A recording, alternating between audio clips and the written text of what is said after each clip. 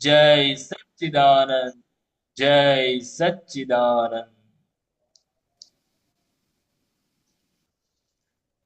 जय सच्चिदानंद।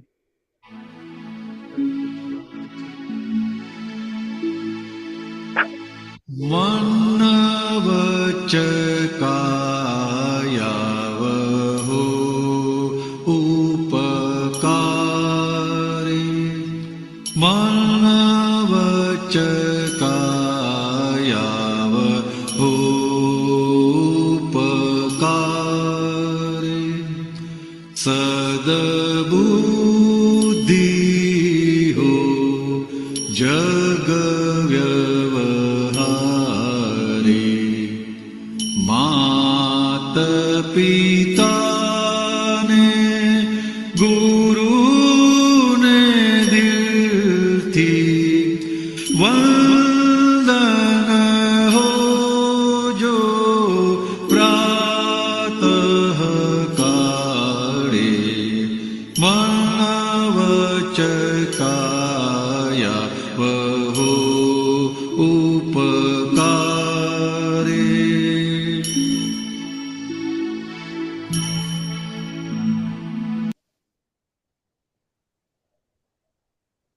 જય સચ્ચિદાનંદ। આપણા જે મન, વાણી અને કાયા જે છે એને આપણે તપાસ કરીએ તો એ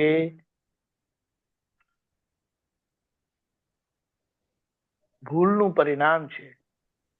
એટલે કે ઉછીની લીધેલી વસ્તુ છે અને એને પાછી આપી દેવાની છે, તો પછી આપણાથી છૂટાય કેવી રીતે? પહેલું તો એ આપણે નથી, એ આપણું નથી ને આપણે એને ચલાવનારા નથી, એટલે માથે પડેલું છે।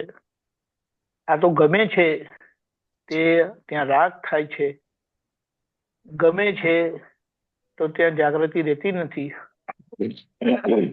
ખોવાઈ જાય છે। એ જેમને દ્રષ્ટિ મળી છે એના માટે છે, અને જેમને દ્રષ્ટિ નથી એ ગમતું આવે તો રાગ કરી નાખે, ના ગમતું આવે તો દ્વેષ કરી નાખે, અને ના ગમતાના છેડામાં અજાગૃતિથી રહેવાય।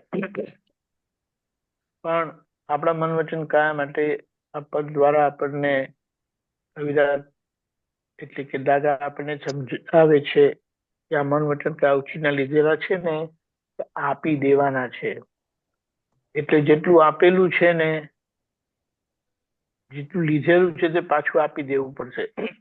જ્યારે ખાલી થઈશું ત્યારે આપણે છૂટી જવાશે।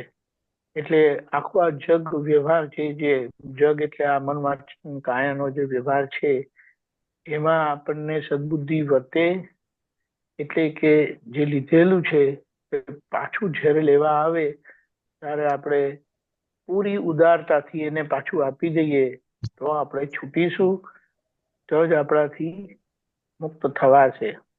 અને ગુરુ થઈને ફરીએ છીએ એટલે ગુરુ ભાવે ફરીએ છીએ, તો માતા પિતા ને ગુરુ, આપણા માટે માતા પિતા ગુરુ ને જ્ઞાની પુરુષ, એમને જે આપણા પર ઉપકાર કર્યો છે એનો પ્રતિ ઉપકાર આપણે કોઈ રીતે આપી શકીએ એમ નથી, કોઈ કરતા કોઈ આપણી કોઈ કેપેસિટી જ નથી।